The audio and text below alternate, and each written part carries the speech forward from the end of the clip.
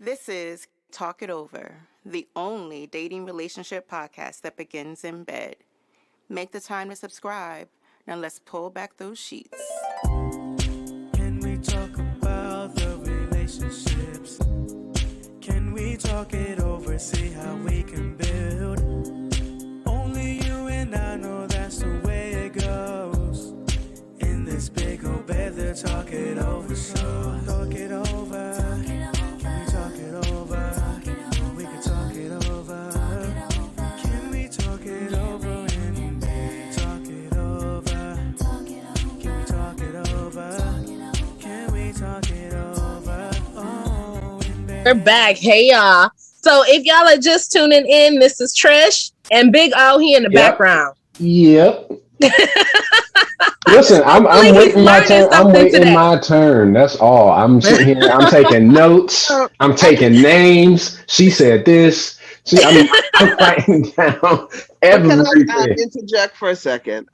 Real quick, let me just tell the real listeners, if you just tuning in, today we are talking about ladies only. We want to know, what does a healthy relationship look like? And Najami, listen, I know you had something you had to say, so come on, sis. No, I'm just saying, listen, you have to be aware of the ego. And having a healthy check on your ego is very important. I've always said, I've always believed that. I am not that egotist. My ego is not that big that I cannot say I'm sorry. And I am not a person who believes in people saying sorry too often either. Yes. You're in a relationship and you tell your partner that what action or something they said offends you. And they keep on doing it. You're not sorry. Yeah, right? That's not healthy either. Exactly, from a healthy perspective, because I've expressed that this really hurts me, or it, either I need to work through my own stuff with it. So I believe that you do your best as part of a personal development to make help the relationship to grow. It's a dance, it's a give and take. But there's some people, when they meet, they flow so effortlessly. It is a beautiful thing. And it's all about energy too, If somebody not considering your feelings, they don't have no standards or values like similar to you. Like someone said to me yesterday, a woman on the job is 40-something years married. I said, what is your secret sauce? What would you say the secret sauce for your marriage? She said, my husband and I have a lot of things that are very similar. When you're younger and you think that, the oddities, they say, what is it? Opposites attract. In the beginning, you would think, that was so cute and that was so nice. But as the relationship continues to travel, to grow, those same things that you found was cute has really become an irritating stuff. So having similarities, I think, is very important as well for a healthy relationship to grow. Can I throw this in there? I want to, because I agree with you, Najami. I agree with you 100%. The only thing that I want to ask is, when you have similarities, right? How do you within that relationship grow, right? Like, because if everything's the same, then there's not much to challenge you per se. In the sense of, like you said, this used to get on my nerves. How do you develop that self regulation? I understand what you. Can I throw that one to Rhea? Because I feel like, well, Rhea, being married, I feel like you and your husband have probably been through this. Like, some of the things that in the beginning were probably cute because I saw your face. Now, they're not so cute. But how do you regulate and work through those issues? So for me, you have to look at, like, how much of an irritant or nuisance is whatever this thing. So I think once you're able to identify that piece, I think then you have to figure out, okay, can I work through this? So an irritant's for me, like, brother don't know how to turn no lights off. I can tell when he has been somewhere, because guess what? Every light is left on. But obviously that's not something I'm divorcing my husband over, because he doesn't know how to turn a light switch off. But also in that, I'm noticing our sons do the same thing. So now, because it's not, and granted, leaving the light on is so, like, minute. But now we're having conversations, and now I've gone to him like, yo, you realize because you leave the lights on, our kids are following suit. And again, very minute issue. So I think you have to look at what is the core issue, or what is this nuisance or this irritant, and then you have to move from there. And the reality is because we're ever evolving and we're always changing, there are things that are going to come up, again, assuming you're in a long-term relationship, that weren't present, that come 10, 15 years in, are irritants and nuisances. And then it's like, okay, we have to have conversation. But you have to ask yourself, is this something I can live with? Is it like a surface level irritants, or are we talking like structural or foundational irritations that now are present in the relationship? It's surface until that Con Ed bill shows up, and then you're gonna be like, and then you're gonna have structural differences. Now, I'm gonna toss this to Inga. Inga, I'm pulling you in here because you've been real quiet, sis. And I know that you said in the beginning that you want a relationship, a man that flows with you and things just are smooth and easy. Yeah. But now we're talking about these little hiccups, these little upsets, these ebbs in your flow. Come on, like how exactly? But how is that healthy? Like, how are you developing your healthy relationship around these nuances? Inga might be undercover Team O. You know, no, she's not. She might be up for draft. See, she might be up for the draft. You're supposed to be muted. She might be up for the draft. That's all. You guys are funny. So I just came out of a lot of effort relationship. And it was very exhausting for me, like really mentally. I had to go through a very spiritual change with myself. I had to identify some of the things that that was flawed in my area as to why I reacted the way I did previously in that relationship.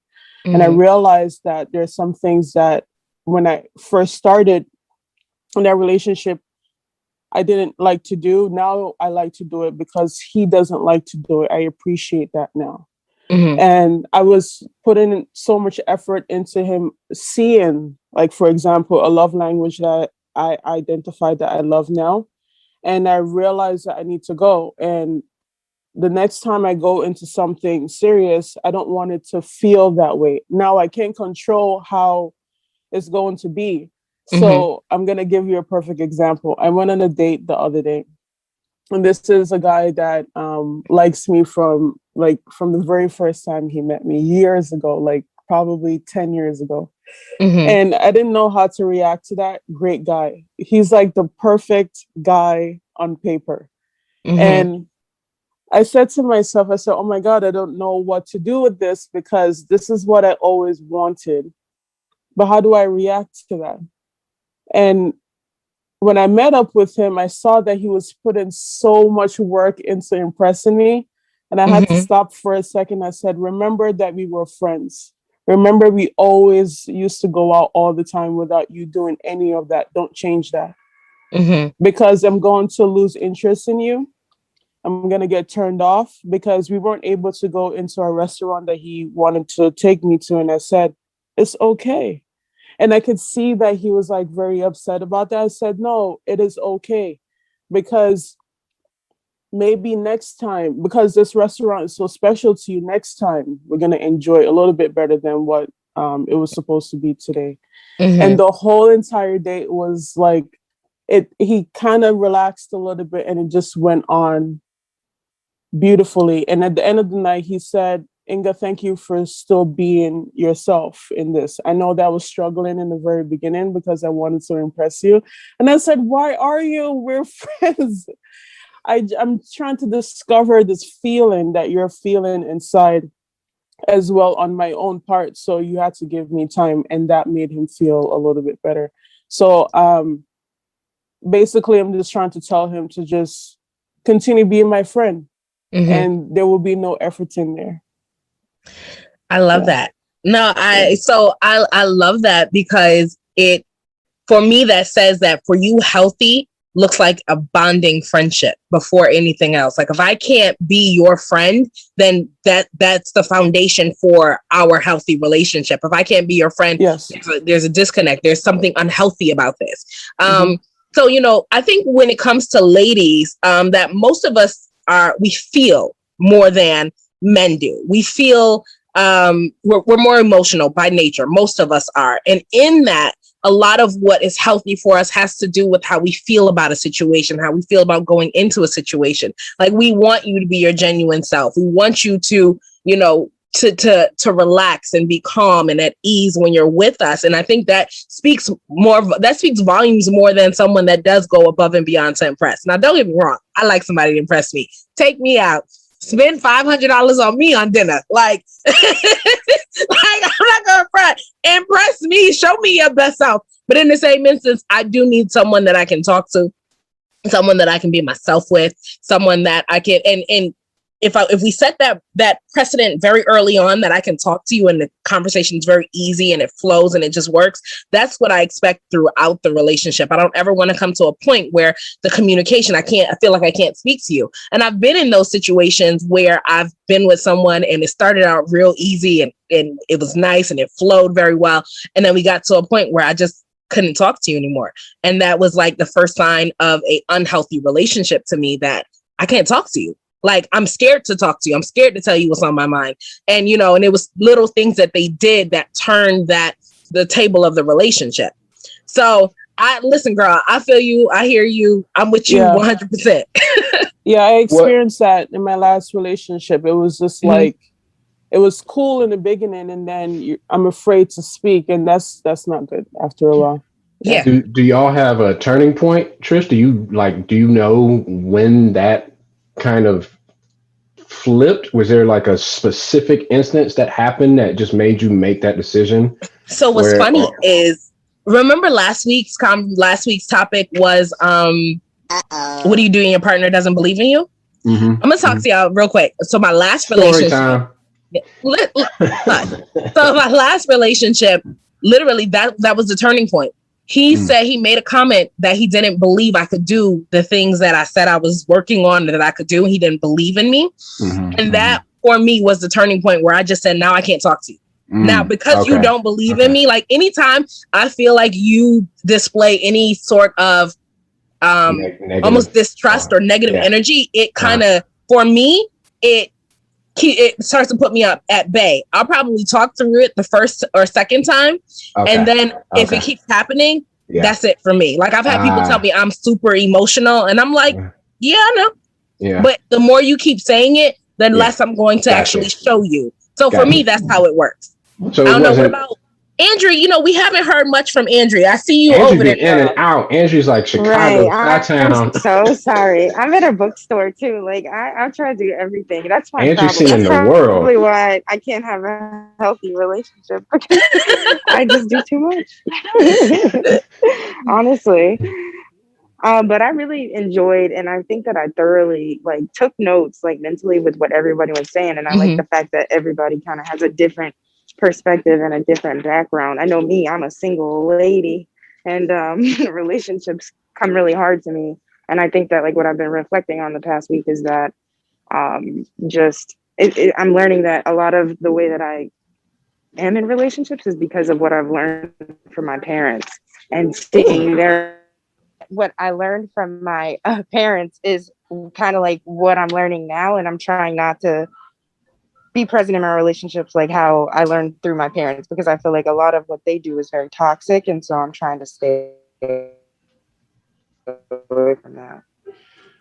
Which, and really quickly, Andrea, that actually brings us to a very valid point, a very good point. I think, and I learned behaviors. I learned really what not to do from my parents, watching my parents' unhealthy relationship, and trying to correct those mistakes. And a lot of it had to do with their communication. They, for years, were never able to talk to each other, literally just have a normal conversation without it escalating into something else. So I think, and I want to touch on this for a little bit, if everyone in the room wants to kind of just, what did your parents' relationship look like, and how did that play into whether or not, or how did that play into your development of a healthy relationship? Talking to me, or are you talking to the girls? I'm not talking to you. I haven't been talking to you. I'm just saying, because they was real quiet on there. It was real quiet over there. I was like, huh? Was that for me? No, and I'll start it off, because Okay. I'm pretty transparent with y'all. Like, my parents really had a very rocky relationship. And from a little girl, like, my parents split when I was like 2, maybe a little younger than that. So I'd never seen my mom and dad in the same household. And every time I remember, every interaction that I can recall with the two of them they weren't pleasant interactions. They, for a very long time, they were, very upset with each other. And you could see that in the way that they talked to each other. So for me, when I really began to learn what a healthy relationship looked like and what I wanted in a relationship at the top, well, technically the bottom, the foundation of my relationship, and I've said this several times, has to be communication. Like, I have to be able to talk to you through good and through bad. If we get to a point where we can't communicate, that actually really is the end of the end of the relationship. Yeah. Because for me, I've seen that. All over that. I thought Najami would have jumped all into that. There was that gap in that. I thought Najami was been like, oh, this is me all day. Well, I mean, we could definitely toss it your way, Najami, because I'm sure you know, like, what did your parents' relationship teach you about a healthy relationship? What not to become. What not to become. Mm-hmm. What not to become. People teach you two things: either what to become or what not to become. My parents had a very unhealthy relationship. My mother was never married. She's still not married. My mother was my father's mistress. So she was one of his mistresses who had children for him. And the other mistress also had my other brothers and sisters. Yeah. So it was not healthy. It says that my father has married to someone else. My mother would still get upset when she knew he was out with other women. There was a lot of arguing and fighting and things being thrown across the room like a flying saucer. If you were in the way, you would get hit. So there was a lot of bickering and arguing and, those type of things. My mother was a very physical woman. She will slap you in a minute. So I learned that even though some of those behaviors that I observed, did it carry over into some of my relationships? And men, yeah, it did. It did, definitely. But as I begin to work on my personal development and I begin to also dig deeper into the different dimensions of my spirit and soul and all of that, I understand that I'm not talking about things that helps me to understand about like my birth number, my rising number, all these different aspects, like a puzzle, helps to make up the picture of me, of who I am. And I'm very careful not to be influenced by what media or the system says a relationship is supposed to be. Relationships is different things to different people. Some people can deal with a healthy relationship to them. It could be monogamous. It could be polygamous or polyamorous. It could be an open kind of relationship. Some people, a healthy relationship is being in an abusive relationship and that's all they know. And they're not comfortable unless there's a fight or argument. So like everybody here speaking from their perspective, of course. But so communication is a big thing with me. You gotta get me here. I don't care how sexy your body is. If you don't get me here, of course, women, you catch women in the head, right? Men get caught up by the small head. That's why they always get in trouble. Right. Not when you get older, you release from that. But we got to get there first. We got to get there. We got to get there first. Listen for yourself. So some older men I know, that shit ain't that. They still think that's them. That's their refuse. They don't want to let that shit go. That's on them. That's like you can wave Panani in front of my face all day, nothing, unless I want it to be in my head. The late comedian Robin Williams said it best. No, he said it best. He said, "Yo, God gave man 2 heads, but only enough blood to think with one." So it's like one or the other. One or the other. There's one or the other. He said you only gave him enough blood to operate one at a time. Well, listen, Rhea, I still want to continue with this question, and I got one more question for y'all, and then we're gonna kind of relinquish this to the guys because they can't keep their mouths shut. So let's hope they got some good things to say. Rhea? So as you guys were talking, I don't know what I learned from my parents' relationship. They divorced. No, did they divorce? they divorced or separated when I was in 6th grade, but honestly, I don't remember anything about their relationship. Like nothing sticks out in my head. When you guys first asked the question, literally the first thought that came into my head, I remember when my dad worked second shift and got out of work at midnight. Like I always remember trying to stay up late so that when he came home, we could watch Green Acres. And I don't know why. I don't know why that's a memory. But yeah, I literally have no recollection of seeing my parents interact. I see them now, like they bicker like old people, but they have a really good relationship. I do know though that they had to work to get there. So no memory sticks like no like horrible memories stick out. But honestly, I can't even pull on any good memories either. And now that I'm thinking, I know my dad. There was some like back and forth. I remember when I was in kindergarten, he was out the house. My little sister was born when I was going in 3rd grade. So at some point he came back, but I don't even remember when he came back. And then by 6th grade, he was out again. And then that was like the end that was the end of their marriage. So I know when it came for me, as far as a healthy relationship, I can't say there was ever a relationship or a couple that I looked to. I was always very aware of what I thought I needed. And granted, what I thought I needed has changed over the course of time. But yeah, I have always been in tune with what I thought I needed or what I thought was best for me. And in my 20s, what I thought was best for me was horrible for me. Girl, listen, we all been there, okay?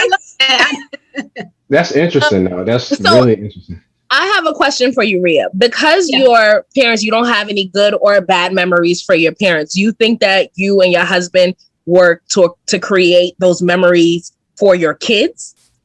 Like create those good memories, you know what I mean? Like something memorable for your kids to remember later on in life. So wait, so you asked, are we intentional about doing that? Yeah, are you intentional about it? Or y'all just be fighting over the lights? So,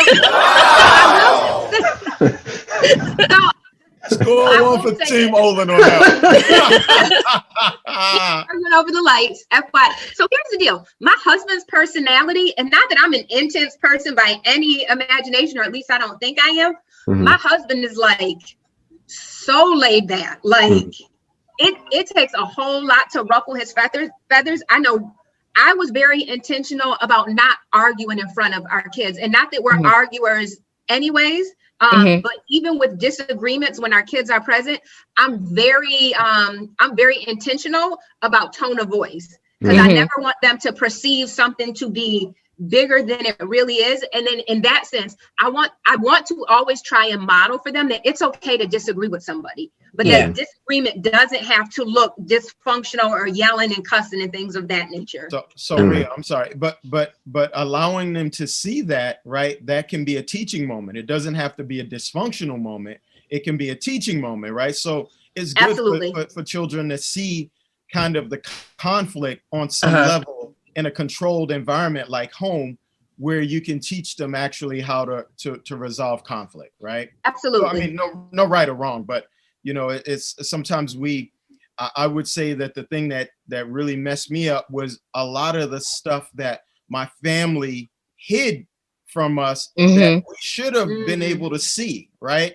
Yeah. But because they were creatures of their time, they didn't have the people skills like everybody on this panel does, where we're more talkers, right? We're not like, I know I didn't hit my children. I had to give him a spanking once his entire life, right? But most of it was talking, right? And my son hated it. He hates it even now, right? Because he's like, Dad, you're always in my head, right? I would get mad. It would almost be better if you hit me, because what impression you put in my head that made me really take a deep dive into thinking, that bothered me, you know? So a lot of times, you know, it's good that our children see conflict in front of them in a controlled environment like home, so that they can learn to be able to resolve conflict, right? And we're talking about healthy conflict at that. You know, we're talking about healthy conflict, being able to work through an issue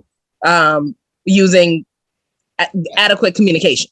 Yeah, because that is a healthy relationship, right? Yeah. So when I look for at a healthy relationship, how do we resolve conflict, right? What constructive manners do we resolve conflict? And I always just think back to growing up, and I'm like, I wish some of these things had played out in front of me with with family, my mom, her husband, so that it would have been able to give me some measure of how to handle things or not handle things. So everything was a covert operation back in those days, right? And the things that you should be talking about, family don't talk about. The things you shouldn't be talking about is being put on Front Street, so those types of things. But like, Rhea, you and everybody on the panel all have healthy, constructive ways in which to resolve your conflicts. I don't even have to be in your homes to see that. I know that about you all. So it's important for that to play out. I'm sorry, ladies, we jumped in. Yeah, y'all, listen, they don't know how to be quiet. Listen, ladies, next week when the men tape, we gonna come all up in their podcast. Don't worry, I'm gonna forward y'all the link. Just hop in. Just come on in and see our thing. We're gonna give you the fake link. We're gonna give you a phony link. Nah, listen, you can't. I'm your co-host. You gotta let me in. Listen, don't you start your nonsense, okay? I will take everybody. This is where they at. Pull up. Team Olin, I think that you have more than enough ammunition now. No, they don't. No, they don't. I helped you out as best I could to instigate. I got plenty to say. Listen, I got plenty to say. I like to add something. Ladies, I'm telling y'all, next week, just clear this hour. We coming back on. Listen, but you know what? You know what we're gonna do? We actually gonna sit and listen, because that's the problem with they healthy relationships. They don't listen. They don't listen. 1, 2, 3. They don't listen. Hassan has something to say. I would like to add something. Go ahead, Hassan. You guys were talking about our parents' relationships and if they were healthy, and it's like mine totally was not healthy at all. It just messed my head up because my mother and father were married for 53 years, but my father was never faithful. It's like from my whole life he always had other women. So from a little boy up, he took me around his other women. So I learned, my reference was that, you can have all the women you met. You can be married, have side women. He had number 1, number 2, number 3, number 4, and then that didn't even include the ones that he met in his travels if he was out somewhere. So he would meet them. So I have a question for you, Hassan. If you were a little girl, and please just hear me out. Do you think your father would have done that same thing with you? Do you think he would have let you see that? He did not let my sister see that, but also he didn't let them see that, but also they didn't know what they were seeing, whereas I did. See, but again, because he let you see it and you're a boy, I'm sure the conversations that he had with you were completely different than the conversations he had with his daughter. However, let me just tell you this: when he got older, he when they were like 8, 9, 10, that's when they knew. He let them know. And then when he got older, he would tell them that he was going to go out with some other chick or whatever. That was his mind frame. He told my sisters that. And let me ask you this: with your sisters, do they have healthy relationships with men? Hell no, neither one of them. No, never. So, listen, it's like for me, it's like my perspective and the development of healthy relationships has been ongoing, and it's still ongoing. You know what I mean? Because it's a lot of deeply embedded dysfunctions that have to be unwound and rewired, for a healthy existence with others. You know what I mean? Because the framework is just was totally off. You know what I mean? So I came into a world where it was strange if you was different from me. So I was like, wow, y'all different. How do you do that? I mean, everybody I met was kind of similar to me. So when I got married, I didn't get married for better or for worse forever. I got married because I got married, but that meant that I could still have somebody on the side. So, you know what I mean? And that wasn't the reason why we broke up, but I think in our journey and ladies, ladies only, 1, 2, and 3, Close your mouth for like 2 seconds and listen to your ears. Actually, you know what? Before we end, Rhea, I want to bring you in on that last comment, and then I'm gonna get everybody's last word. So, Rhea, I think you messaged me and said you had something to say. Oh wait, just that quick, I forgot. And this is why we don't listen. And this is why we don't listen. We be sitting here waiting. We be waiting. You got something to say? Oh, okay. Well, listen, all right. Okay. Hassan was over there talking. He was bumping them gums. She forgot. It's okay. I get it. Listen, but I do want to say this. You know, I feel like a lot of what we learn as women, we learn from our parents, we learn when we're young, we learn from other relationships. And then we make a conscious decision at some point in time and decide what is it that we actually want. Like Rhea said, what she wanted in her 20s was different from what she wants in her 30s. And I'm sure it's going to be different from what she wants in her 40s. We're ever evolving. And I feel like as long as you do the work within yourself to know exactly what you need and what you want, you can have a very healthy relationship with another person. If you're secure in being able to say, these are the things I want from my partner, and are you willing to give those things to me? If you're not, then okay, we're gonna move on. And I expect my partner to actually be able to do the same thing. I expect him to sit down and say, these are the things that I want in a relationship, or like on my end, are you able to give these things to me? And if you're not, then you're not the one for me. So final comments. That was my final comment. Ladies, I'm gonna open it back up. Let's start with let's start with Rhea, and then we'll go Rhea, Najami, and then Inga. I'm gonna get Andrew one of these days. She disappeared on me. She around here somewhere in the universe doing her thing. So Rhea. So I think my final comment, as women, we need to know what we want and don't be afraid to put it out there. Don't be afraid to put it out there, as well as don't lower your expectation, or don't lower because somebody say you have 10 things and they're meeting 7, like don't settle. Like know what you want, and it's okay. You're not selfish. Like just kind of put it out there, and someone will meet all your needs. Mm-hmm. Najami? I will say to take personal inventory. Mm-hmm. To take inventory of your relationships and take responsibility for your play in your relationship going awry. You know, so I do agree that it's okay to be selfish as far as attracting what you need for your own personal development, because we are in each other's lives to help each other grow, right? For a season and a reason. And I do agree that not to be desperate. There's a difference between being thirsty and dehydrated for a relationship, or hungry and starving for one. So I'll be thirsty. Yes, I'll drink enough to quench my thirst. I'll eat enough because I'm hungry and full.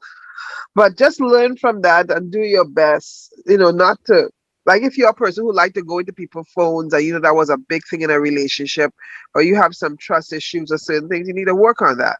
You need to work on your trust issues and also let your partner know that these are some things that I am still wrestling with or working on. A guy asked me one time in a relationship, is there anything about me that I feel I need to change? And I said, no, not at all, really. I'm fine. I accept myself for who I am and what I am and what I'm not. Okay? So if you can work with me with that. Go ahead, sir. Question. Was that you going through somebody's phone? I don't go through people's phone. I was almost engaged to a guy and he left his phone here. And his sister told him that was a big mistake and I may go through his phone. I ain't going through no man's phone. I ain't checking your phone. I ain't looking for shit. Because if I'm looking for something, I will find it. Yep. I'm not checking no phone, and I don't want you to check my phone. Now, if I am in the house with you and your phone rings and you tell me, babe, answer the phone for me, I'll answer the phone for you. Okay? I'm not going to answer the phone calls. Oh, hi, this is so-and-so woman, or who is this? Nah. That's too much drama. Right? Exactly. If my phone rings, please don't answer my phone either. Okay? Yep. Healthy relationship. That's what that is.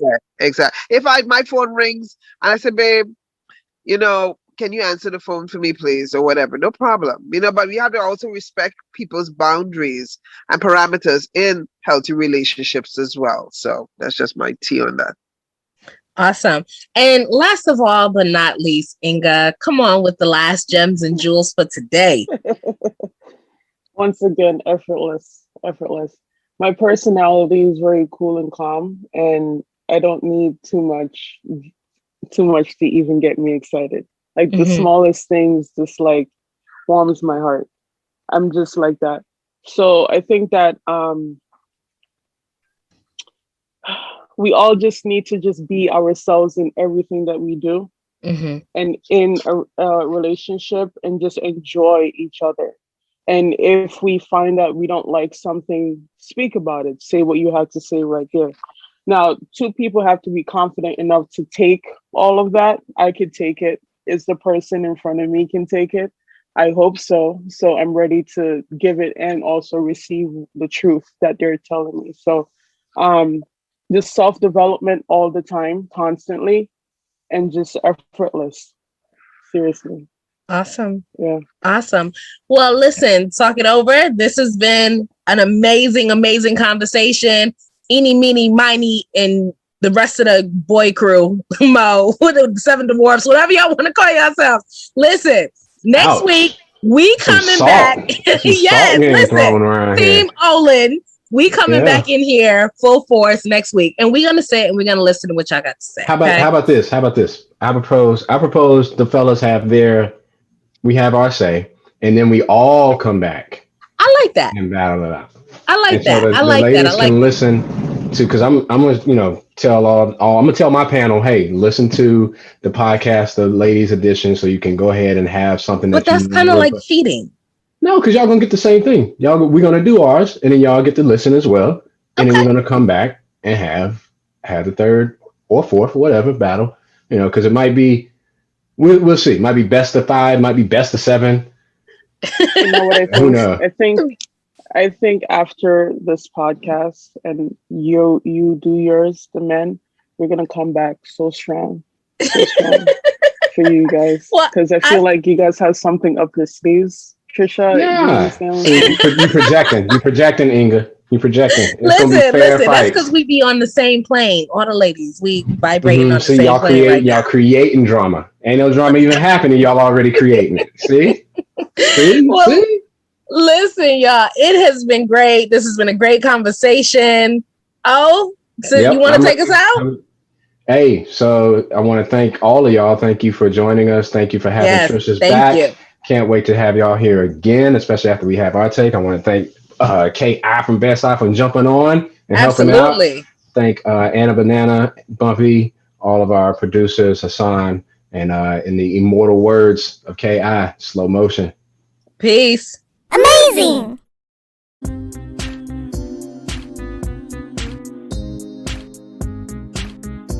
You've been listening to Talk It Over, the only dating relationship podcast that begins in bed. We hope you got what you needed. Make sure you subscribe. Holla at you next week.